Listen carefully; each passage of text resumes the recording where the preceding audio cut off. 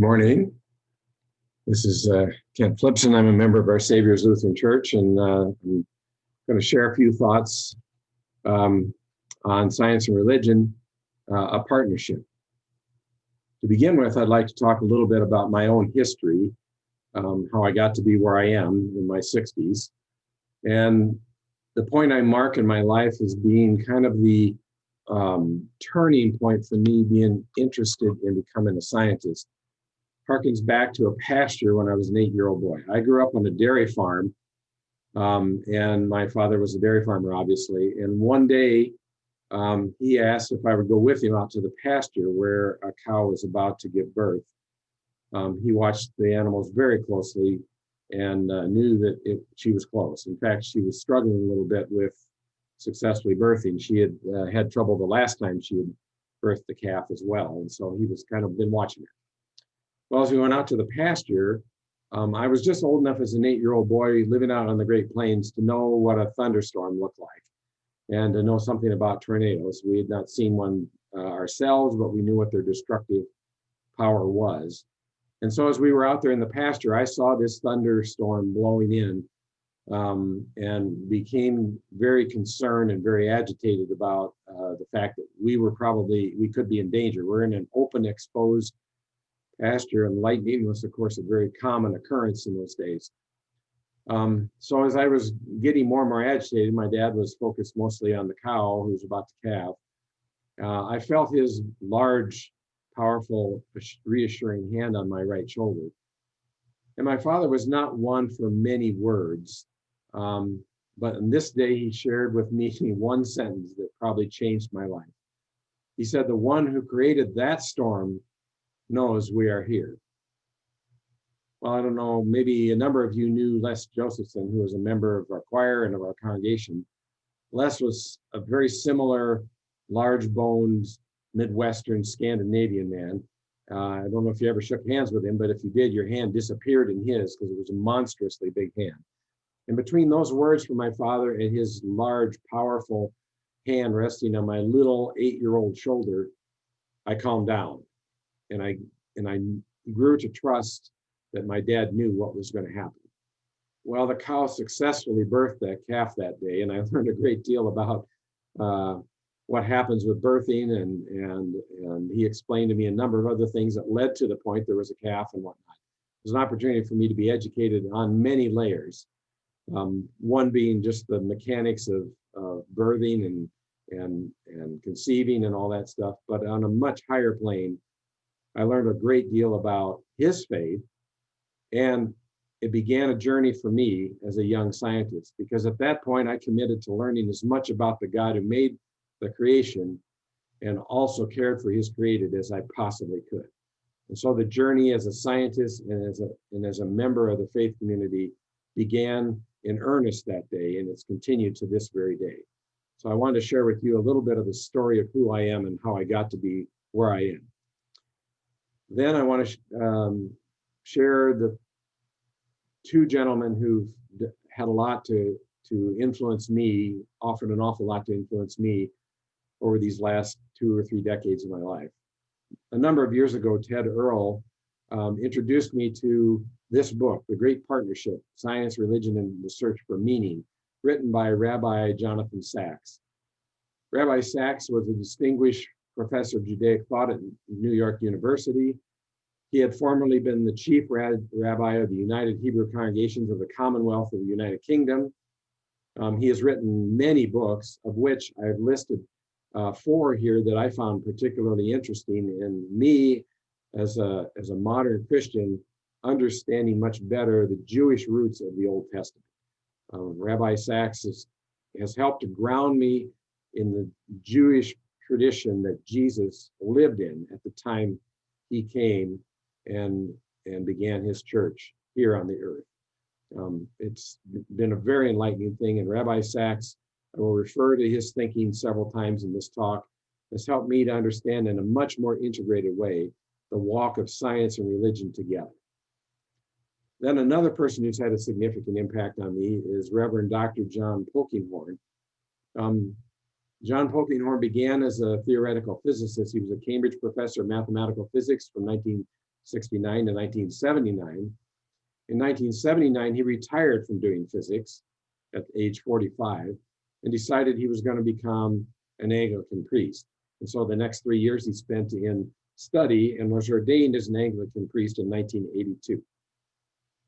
From that point, he went out to become a parish priest and served 5 years in that capacity. And then Queen's College came and recruited him as their president. Think of that as a Cambridge University or Queen's College as a seminary in our vernacular. He became president of Queen's College and served in that capacity from 88 to 96. As a physicist, John was responsible for identifying and naming quarks, which if any of you followed the physics world, you discover that that's a very significant contribution by age 45. He was very active in the field, very well respected, and a very successful physicist. In that domain, he published numerous research articles and authored 5 books in the domain of physics. After becoming president of Queen's College in 1988, he began writing in the religious domain and has written, to my count, 26 books on the relationship between science and religion. I've included 2 books here, which I think are of interest to you, perhaps. One is Quantum Physics and Theology and Unexpected Kinship. And you'll hear thoughts coming up later in this talk that are drawn very much from Professor Polkinghorn's thoughts. And then another one, which I've shown the title of, Questions of Truth, Reason, and Reality. And those thoughts have a lot to do with the combination of me as a physicist thinking about my faith, and me as a religious person, a person of faith, pondering the meaning of some of the scientific things that I'm involved with. And so those 2, I can recommend either of those authors to you and any of those books as interesting and useful reading in my own faith journey and perhaps in yours as well. Now I'd like to kind of delve into my view of the historic relationship between science and Christianity. It hasn't always been very favorable. And to set this up, I'd like to talk a little bit about some similarities I see between scientific endeavor and religious endeavor. Both of these domains of human effort, I believe, desire to increase humankind's understanding of the world around us. Both benefit from a combination of rational thinking, rational analysis, and intuitive extension. In particular, I kind of hold to a natural theology, that's a buzzword sort of in theological circles, in which my brain ought to be engaged with my spiritual heart in understanding who God is, who the creation is, what the creation is, and how I am related to all of those things. Both of these areas of study seek to evaluate observation or experience in light of a much larger framework. Now, let me set that in the scientific world on the left down here, and in the theological or religious world on the right. In the scientific world, since about the 17th century, when Galileo and Newton and Kepler and others lived, science has developed an approach to understanding that involves careful isolation of specific observations in order to better understand the whole. In a little bit, I'll kind of describe that further, but what I mean by that is science has developed a method in which they take small pieces to study and in the process learn about something which they believe is relevant to the whole. In the case of theological study, even from the earliest days of Christianity, practitioners tried to endeavor to understand the relationship between each of our experiences and an understanding of our Creator and Savior. So we each have our own subjective individual experiences, religious experiences, but we try to understand, at least as natural theologians, we try to understand how those all fit together into our understanding of who God is in relationship to us and the creation. So both are studying, but studying in a slightly different way. So now to refine those 2 thoughts a little bit more, science would endeavor to learn about the whole through individually, externally controlled experiments. Now, there's some cases where that's a little more difficult. If you're an astronomer or a cosmologist, you're looking out with a telescope into space. It's not like you can stop and turn off the sun or turn it on and actually do an experiment. So that's a little bit different for them. But nonetheless, they try to understand what they see in light of the individual characteristics of the creation that they're out to study. And so they try to partition it and try to find an example or several examples out there that are relevant to the question they're asking. So again, mostly subdividing the whole into individually understood experiments or elements. Science often asks the question, what or how? In contrast with our religious efforts, we try to collect the experiences of many numerous individual subjects and integrate those into an overall understanding of who God is and how does he relate to us in the creation. More typically, religion asks the question, why or to what end? So while both human endeavors wish to gain understanding in our individual domains, on one hand, science has the advantage that they can make little experiments typically and divide the problem into smaller pieces to understand. Unfortunately, religion, we can't tell God, well, extract yourself from here and go there or anything. That's not the nature of our relationship with him. So we have to sort of accept the revelations and experiences that he gives us and seek to understand them in the context of who he is and who we are expected to be. So a little bit different in terms of how the two domains actually function on a day-to-day basis. So now just some simple thoughts for you to consider. Science may be about explanation. It often analyzes things. It typically considers components of a problem. It asks what is, and it tends to be descriptive. Religion, I believe, tends to be more about meaning. It tends to integrate the experiences of numerous people into an integrated whole. It seeks to bind us together. There are obviously a few exceptions where it didn't do that very well. It does tend to say things about what could be or maybe should be. And as Pastor Len alluded to in his sermon this week, the Spirit calls, gathers, and enlightens us. We are beckoned, we are called, we are summoned to come together as God's children in this creation. So very different descriptors of the two pursuits. So now I'm quoting something from Dr. Polkinhorn. It's in his Reality and Reason, a book that I showed you the cover of up front.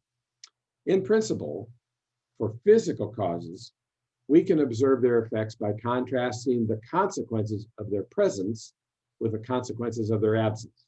So that means we can add or subtract something from an experiment and see what it does. I mentioned gravitational fields, which are a little more difficult to eliminate. Gravity seems to win everything in this universe as God's created it. But at least we can talk about where there's more gravity or less gravity or more of this or less of that in the world of physical causes.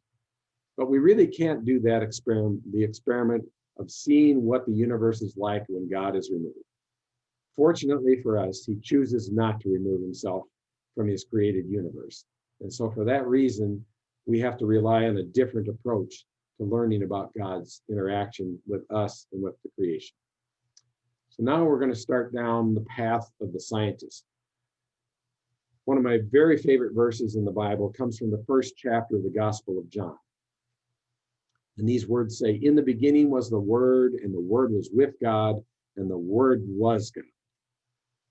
And then the last verse says, "All things that were made through him, and without him was not anything made that was made."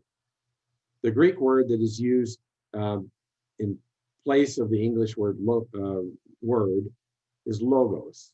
And that word in the Greek typically has a very broad meaning compared with what the word means here.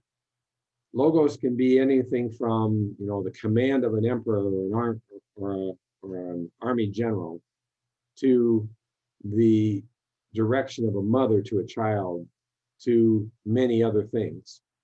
And so for me, the physicist, since I believe that, and most of my colleagues do as well, that the laws of the universe were established before it came to be, and that they've been constant in space and time ever since then. Since that is our fundamental belief, I believe that this word is in fact God acting and being present before any of this happened, before any of this came into existence. And so this verse very much connects with me as a physicist, because all of this is here because the creation exists through God's word, logos. So now let me talk a little bit from even more from the scientific side.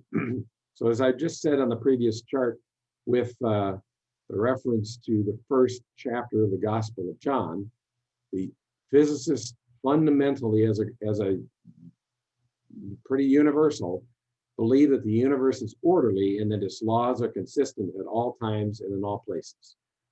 We would be out of a job as physicists, as scientists, if the universe wasn't orderly, because there'd be no point to doing an experiment that we expect the next guy down the road to be able to repeat and get the same answer. So fundamentally, we believe the universe is orderly and consistent. Otherwise, it would make no sense for us to study it. And that is a belief seldom articulated, but fundamental to what we do as scientists. And I believe that is the connection with the first few verses of the Gospel of John. Then the scientific method, I want to just articulate it in words so that you can kind of understand again in another way how scientists view what is actually going on. Conditions can be created or quantified, at least, in which a predicted outcome can be repeatedly obtained by independent observations. What that means is we subdivide this complex creation universe into small enough pieces so that we can control enough of it so we can get and observe a clearly understood result when we operate an experiment. That is fundamental to the scientific method. And Galileo was quite responsible for systematizing that in the 17th century. Prior to that, it had been kind of a morass in terms of people would make observations, but they wouldn't be careful about understanding what went into the event that occurred, and therefore they couldn't repeat it because they hadn't been careful.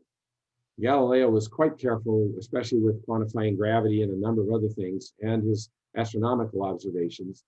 And actually Kepler and Copernicus before him, and Tycho Brahe, all of those had been moving down that path, but I think Galileo did the finest job of articulating it in a clear way and setting an example for future scientists to come along. And so the scientific method really started to come into being in the 17th century. So along that lines, what is a scientific theory? Well, a scientific theory is a description capable of explaining known observations and predicting as yet unseen behaviors, each of which can be quantified by individual observers working under known conditions. Excuse me. What does that mean? That's just what I've alluded to a couple of times previously. Create a situation in which you can do a careful experiment, understand what went in and therefore what should come out. And a good theory, I think that's universally held among scientists in general, is one that not only explains what you saw from several individual experiments, but is so fundamental to understanding the laws that God put in place that it can predict things we haven't even thought about going to look for. So let me describe one example of how that has happened. Now, Albert Einstein, who I'll talk about a little bit later, is responsible for creating something we call the general theory of relativity. And what he did was, there was a number of, in the late 19th century, there were a number of events which occurred that caused scientists to doubt much of their understanding of the world, of the universe. And some of those led Einstein to develop this theory of general relativity. And in the process of doing that, that theory changed Newton's description of the laws of gravity, and in the process predicted that we expect that light itself is modified by gravitational fields. Well, let me be slightly more specific. In particular, one of the calculations that was done shortly after the theory came out was what would happen to starlight that passed near the massive sun. And the prediction was it would be bent. It would bend. And people wanted to go study it. Well, it turned out conveniently, shortly after the general theory came out, a British team had planned to make a trip into Africa to observe the locations of stars near the sun during a total solar eclipse. Normally, you can't see stars in the near proximity of the sun because the sun is so bright, you just can't see them. But when there's a total solar, solar eclipse, the moon blocks the bright part of the sun, and you have a chance of seeing stars in a lot closer proximity behind the sun. They're behind the sun, but their apparent location is close to the sun. And so you can measure their locations when the light from them passes near the sun's massive gravitational field. And so general relativity had made a prediction.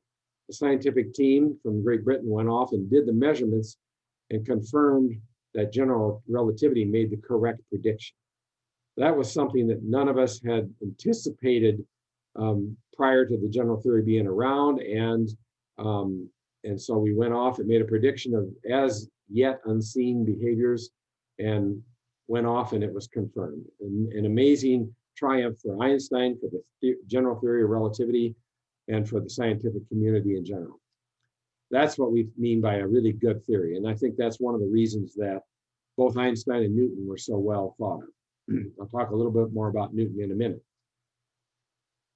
I want to set up 200 years in human history. I want to talk about something called classical determinism. It's a big word, determinism, but let me try to define it for you well enough so you can follow my reasoning here. Determinism states that all events are the precise result of earlier events and can be or could be predicted perfectly if the laws and the conditions governing all the earlier events are adequately known. If the universe is truly deterministic, so that what happens this instant could be perfectly predicted from things that went on a few moments ago, then where does free will fit in? How do we as human beings have a choice in anything if our behavior is completely governed by history, by things we've done before, by the genetics we were born with? And while I definitely recognize that each of us is born with a lot of characteristics and traits which seem to come from our genetics, nonetheless, there's an awful lot of free choice. Having raised a couple of sons, I recognized when they came out of the womb that they were very different. The older one was quiet and reserved and much more thoughtful, and the younger one, boy, the whole maternity ward knew Peter was born when he came out of the womb, because he let out a holler, a blood-curdling holler that woke everybody in the whole ward up, I'm sure. Very different boys, definitely brothers, definitely from the same genetic stock, but nonetheless individual as that happens. And so clearly, not everything is deterministic. They've grown up to make their own choices along the way in their lives. And I definitely am one that believes that we have free will to make choices. So now let's wander in the direction of where did that determinism come from? So I referred to Sir Isaac Newton, who was born in the mid-1600s, lived in the 17th and early 18th century. He lived after the Reformation. He published his major theoretical treatise called the Principia, which described the universal law of gravitation and three laws of motion. Physicists were thrilled by this because they could calculate all kinds of things. They went from the case where in history, since hundreds of years before current era, hundreds of years before Jesus, people had thought that the stars and the planets' motions were explained by each of them being on their own sort of crystalline sphere, rotating at their own rates and doing their own things centered around the Earth. Well, Newton was able to explain that, oh no, the sun is actually the massive center of what's going on in our local area, and all these things revolve around it. So he was able to explain the orbits of the planets, able to explain the locations and motions of the stars and the comets and all that sort of thing. But that wasn't only what Newton did. He also developed something called the kinetic theory of gases, which explained pressure and temperature and density relationships of gases. Much of what he developed in that late 1600s and early 1700s carried on for 200 years into the future and was thought to be capable of explaining everything that was going to go on. And so for about 200 years, the scientific community was very pleased with themselves that they had, if they simply learned enough about what was going on in the universe, they were going to be able to explain everything. And so we scanned forward about 100 years to 1814, and a physicist by the name of Pierre Laplace in France was asked one day by Napoleon Bonaparte, would you be able to predict whether I'm going to win or lose this next battle based on all that's gone on in the past? And so here's Laplace's reply. He had a thought experiment, which was described by him in a paper published in 1814. Notice this is 100 years after Newton. And it involved a hypothetical entity envisioned in such a way that if it knew precise location and motion of every atom in the universe, it could use deterministic laws of motion, like Newton's, and reveal the entire course of cosmic events, both past and future, past, present, and future. Wow, boy, that's pretty, a pretty strong statement and whatnot coming out of a physicist. Well, it didn't last very long. Within 100 years, it came to shambles. Napoleon wanted him to predict whether he was going to win the Battle of Waterloo or not, and of course he couldn't. He didn't know enough to do that. The fact that he was arrogant enough to even claim that it could be possible was already very much an overreach on the part of any physicist, let alone this one. So now let's go on to what happened. Now I'm going to talk about 100 years later. Not quite. We're actually in the 1890s and 1880s. And I want to talk about quantum mechanics, which is an area I spend a lot of my time in. In the late 19th century, 1890s or so, came the discovery of the atom and its constituents. And with it was a realization from the experimental data that classical physics was just not right. Excuse me. They were seeing things and phenomena that could not be explained by any straightforward alteration of the physics they had had. A gentleman by the name of Max Planck came along, a good German scientist for whom the Max Planck Institutes in Germany are named even today because his contribution was so significant. One of the things that they had observed was when they heat something up, sure, they get light from it as they excite the material that's in what they're heating up. But for example, if you have an electric range and you heat the burner up, it glows red. Well, that isn't really what the classical theory would have predicted. It would have predicted blue at those temperatures. And so there was a problem. There was a big disconnect. And as instrumentation and sensors got better, it only exacerbated their concern. What Max Planck discovered was if he treated the light that is emitted from those things as individual packets or quanta of energy and wrote the theory surrounding that for the emissions of that light, using that principle of quantum, he would correctly explain what was observed.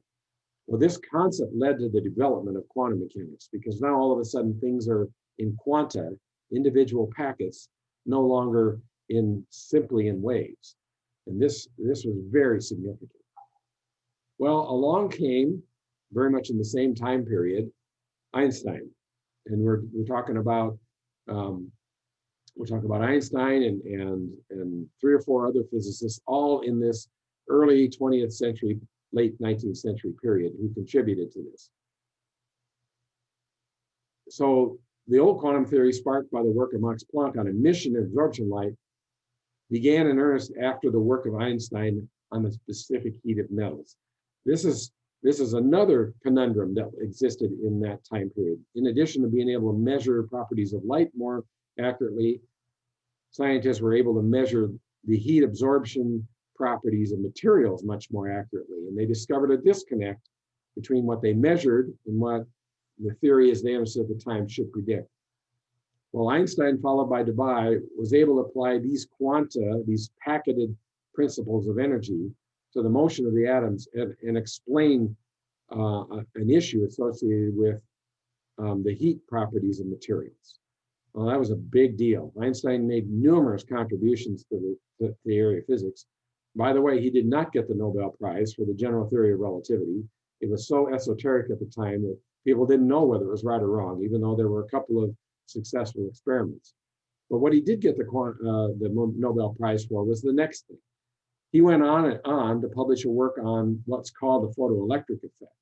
What people had noticed was when they shine light on a surface, you can sometimes get a current off the surface. In other words, a charge will leave the surface. And in fact, that's one of the principles that we use for detectors, like in your cell phone camera and various other things that help us sense light. Now, what happens, what they observed was, if they put the wrong color of light on a surface, they could put as much on as they wanted and they never got any current out. But if they put the right color of light on, they would get current out. And no matter how little they put on, as long as they put some on, they would get current out. And so it was not so much important how much light you put on, but what the color of the light was. And Max Planck's quantization of light said that a quanta of light has more energy in it if it is bluer than if it's redder. And so what they observed was when they put blue light on the surface, they would get a charge from it. And when they put red light on, or something even redder than red, they did not get charge off of it. So I've shown a little graph on the right, but that photoelectric effect has been proven in many, many various ways. And again, it undergirded the fact that light is quantized and packetized. But I'm going to talk to you in a couple minutes about the fact that while it's that, it can also be acted in other ways. Along comes a Scandinavian physicist by the name of Niels Bohr, and many refer to him as the father of quantum mechanics, because all these disparate minds that are working on pieces of things, he helped to systematize in a very meaningful way. In 1913, Niels put forward something called the principle of complementarity. And what he said was, well, this quantum mechanics, this quantum theory is so different from the day-to-day things we experience that we have to think about it in various ways, in complementary ways. And so what he said was, while we know that light now has to be quantized via Max Planck and Albert Einstein, we also know that it has wave nature, and I'll talk a little bit about that on the next slide. And so while we, in our limited minds, can't really understand why it can be both at the same time, clearly the theory and the laws of nature say it is both at the same time. And it's simply our limitation as human beings in understanding. And so he made this principle of complementarity up to help us understand more clearly what's going on in a world that is difficult because we're large bodies, we're not atomic in size. Bohr went on to use that to formulate a model of the hydrogen atom, which did an amazing job of explaining what had been observed about the colors of radiation emitted by thermally heated hydrogen atoms. In particular, you get specific colors out of a hydrogen atom as you heat it up and ionize it. And that was not what the classical theory would have predicted. But the quantum theory that Bohr and Planck and the others came up with, it was quite successful in doing that. All right, so I've talked about the quantum nature of light, and I'm going to talk about the other side of it, the wave nature of light a little bit. In parallel with this great Scandinavian physicist, a couple more German physicists are hard at work. One of them is Werner Heisenberg, who is a very staunch, thorough German physicist, and being a young physicist pursuing his own career, he studied quantum physics and developed much of it very early on. One of his discoveries was known as the Heisenberg uncertainty principle these days. The principle states that it's impossible to measure the exact position and motion of a microscopic body at the same time. Heisenberg was a leader in the emerging field of quantum theory, and for his work, he got the Nobel Prize in 1932. In particular, what happens here is this Heisenberg uncertainty principle is a direct result of the fact that things, while they can be quantized, are also waveform-like, meaning they have structure like the ripply waves on the surface of a pond. In the process, they're spread out and cannot be perfectly confined.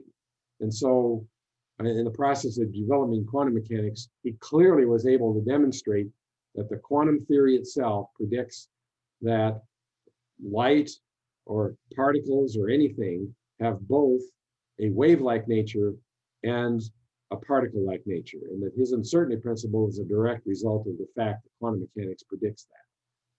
Well, another aspects of quantum mechanics, which is a little difficult for us to understand in our daily walk, is the fact that it's probabilistic. Again, Niels Bohr, the father of quantum mechanics, he lived in Copenhagen, and this is often called the Copenhagen interpretation of quantum mechanics.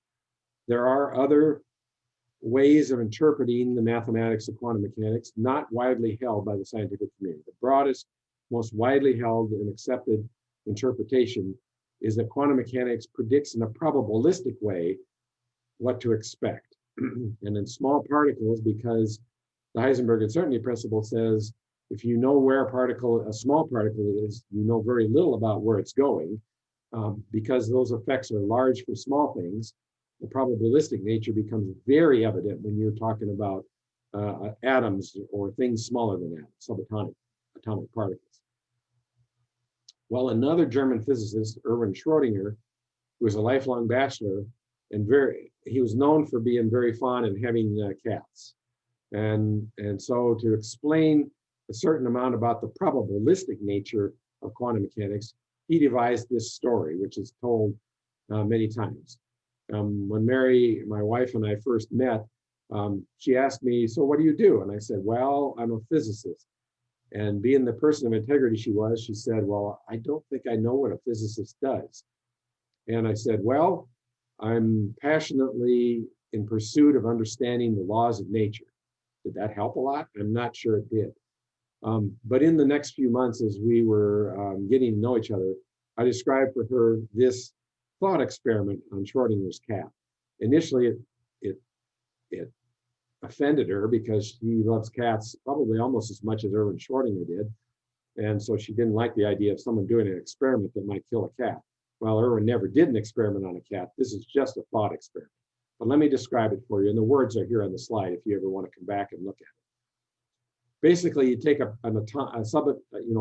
atom of a material that has a finite chance of decaying in time. There are radioactive materials that emit things, and you put a detector of that emission in the box with this cap, and the detector detects the emission of that, and if it detects it, then it drops a hammer on a vial of toxic gas.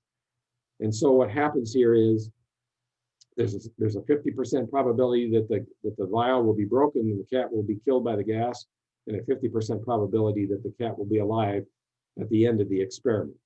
And so what happens is you put all this in a box, in thought, you go away and you come back when there's a 50% probability that the radioactive material will have emitted that radioactive particle and that the cat will either be alive or dead. Quantum mechanics says, well, there's an equal probability of the cat being alive or dead, and but you don't know which it is until you actually go and do the measurement and look in the box.